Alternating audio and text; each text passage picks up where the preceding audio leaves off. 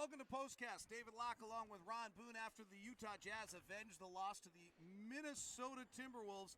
A brilliant game plan on Karl Anthony Towns, some big three-point shooting late, and the Jazz walk out with a win. We'll be talking about it on POSTCAST.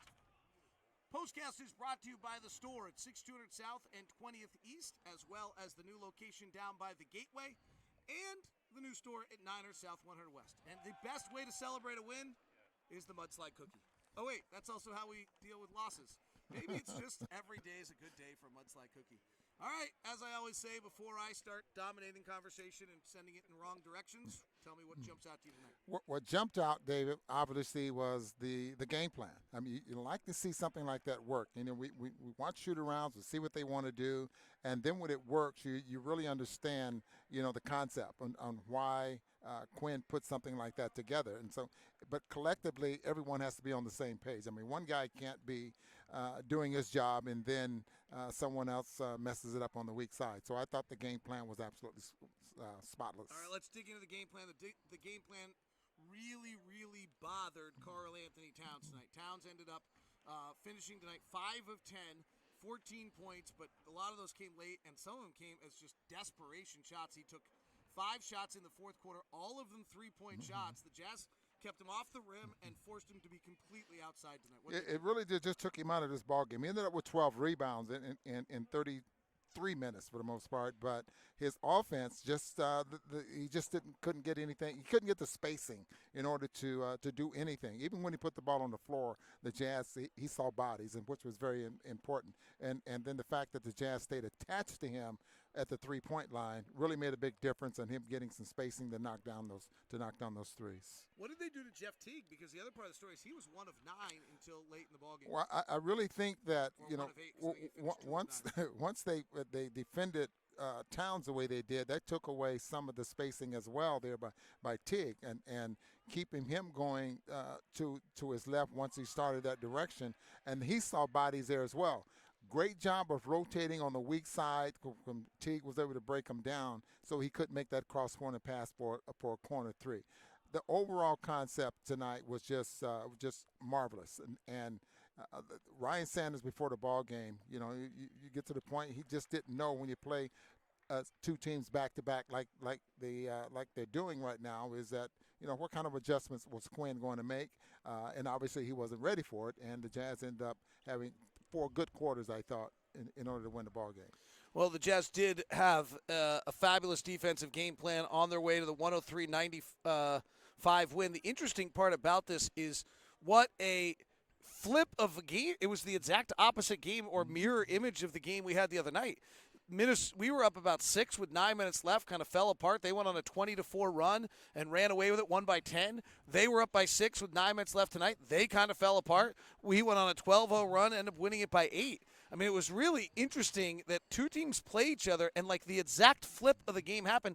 And certainly there's a game plan element to them because their shot distribution is just way out of whack tonight, and that jumps out at you on this thing. And frankly, having Andrew Wiggins back, I'm not sure helped them because they did not run that Teague-Towns pick and roll nearly the same amount. They ran it, what did we have it as, 26 times the last game? I don't think they were anywhere near that number in this game. So there's a funky element where I'm not sure Andrew Wiggins being back actually helped them. But it's weird, and maybe as simple as sense, it's like our shots also went in, right? Like we suddenly went 14 of 33 from 3 and hit 3 or 4 straight in the fourth quarter.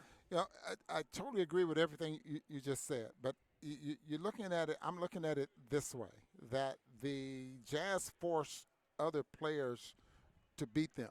And obviously Martin made a couple of threes. Corver made some uncontested threes, some tough threes there as well.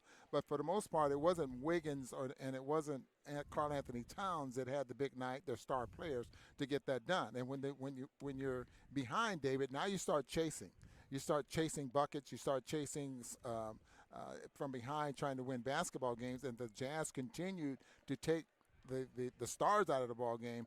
Those guys coming off the bench just could not get it done tonight. All right, let's get to some of the questions that are coming in. We're live on Periscope, on Facebook, on Locked On Live as well, Locked On Live on Twitch, as well as on YouTube, as well as on wherever else, Facebook, and Locked On Sports on Facebook and on Periscope. I fixed it. I was coming in on your mic, but I'm so loud I don't need a mic. I just fly through the universe. A lot of comments about Rudy was a monster. What jumped out to you about Rudy's night tonight? Rudy was excellent. I thought he did a great job of following the game plan, staying tight on Karl Anthony Towns and keeping him from getting those threes. Some of those threes he made were just unbelievable. But he protected the rim as well. He had 5 block shots tonight. Just one heck of a basketball game for him. So if Karl Anthony Towns had a beef or something he wanted to prove against Rudy, he did not get it done tonight. And Rudy probably had something he wanted to prove on the other end. Josh Clark taps in and says, so glad this isn't soccer. Thanks for listening to the broadcast, Josh. Joshua McGrath said this is a glimpse into how the Jazz offense can be, especially in the fourth quarter, if they get 3, and I believe they will get it night in, night out. The only thing I want to say about that, I agree, but, we also can't expect it. We shot 6 of 8 in the fourth quarter tonight from 3. Is that right? Is that what we finished? No, we finished 7 of 11. Fine. So we hit 6 of our first 8 and finished 7 of 11. That's not a sustainable model on how to be a good offensive team. So there has to be a little bit more to it. But yes, tonight the 3-point shooting was awesome. Yeah, it was awesome. And again, we talked about this during the course of the basketball game about getting early threes, breaking the defense down, and looking ahead to where that shooter is. Conley, I thought, did a great job in that fourth quarter. He found Boyan. He found Donovan Mitchell, off those search dribbles and ended up, getting some threes out of that. I think this is something we're going to see for the rest of the year, the fact that Quinn wants to get shots up early in the shot clock. 14 seconds, I'm hearing of that a lot in practice, and so hopefully that continues. That makes everyone very valuable on this team. Well, Boyan had 30 tonight for the Jazz, 9 of them in the fourth quarter. Donovan had 11 in the fourth. Mike Conley had 5 assists in the fourth quarter, did not have a turnover in tonight's game. There is a lot of questions and concern about the bench play tonight. The second quarter, the Jazz, I'm pretty certain, will now be last in the league offensively in the second quarter after tonight's performance. The plus-minuses tonight are pretty ugly. Dante Exum was minus 16 in 8 minutes. Emmanuel Mudiay was minus 24 in 15 minutes. Jeff Green actually played really well tonight as with the starting group. I think actually Jeff Green had his best game as a Jazz player because it was beyond just making a few shots. I thought he just played an all-around engaged, really good performance. But it does feel as though, really frankly, Dante, Emmanuel's, Jeff at times, this bench unit is not bringing what Jazz fans are so used to. It might just be the reality of having $30 million players that you don't have the depth that you used to have. But what's your thoughts on what gets that going? I think we just have to give this a few more ball games to give Quinn a chance to figure it out about what players he can have out there on the floor at the same time. He might have to change the rotation from the first quarter with players to the second quarter just to keep certain players out there on the floor. And then I don't know if you want to change your style of play, especially with Mudiay on the floor, because he's a driver. He likes to get to the basket, but he plays fast. And so if that's going to help and going to get some uncontested shots or maybe some early threes, Quinn's going to have to figure out and play with that. So I don't expect a drastic change here maybe in the next 3 ball games. I like to see it happen before we go on that long road trip.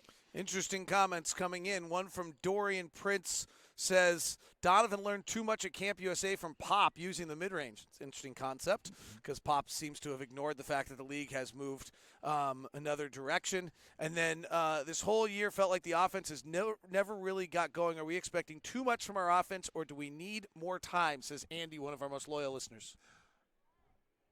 I think the offense will get better. I know we're struggling with that right now, but again, I think it's that second quarter that's really hurting us and killing us right now, and I think Quinn will definitely get it figured out. First in the league in defense, correct? By a long shot. And we've talked many, many times, and I hope our listeners are listening, that if we get our offense around 13th in the league, or if it gets in the top 10, oh, boy, that'd be awesome. So right now I think that's the goal, is to get that offense somewhere between 10 and 15, and if you can get before 10 in the league, then we got something special. And Quinn Snyder's teams have always gotten better. Jazz equal the score with the Minnesota Timberwolves to get the win tonight. We'll be back home against the Golden State Warriors on Friday, New Orleans, and Derek Favors hopefully on Saturday. Favors been out with a back injury recently. Hopefully he'll be able to play. Thank you very much for tuning in. This has been POSTCAST.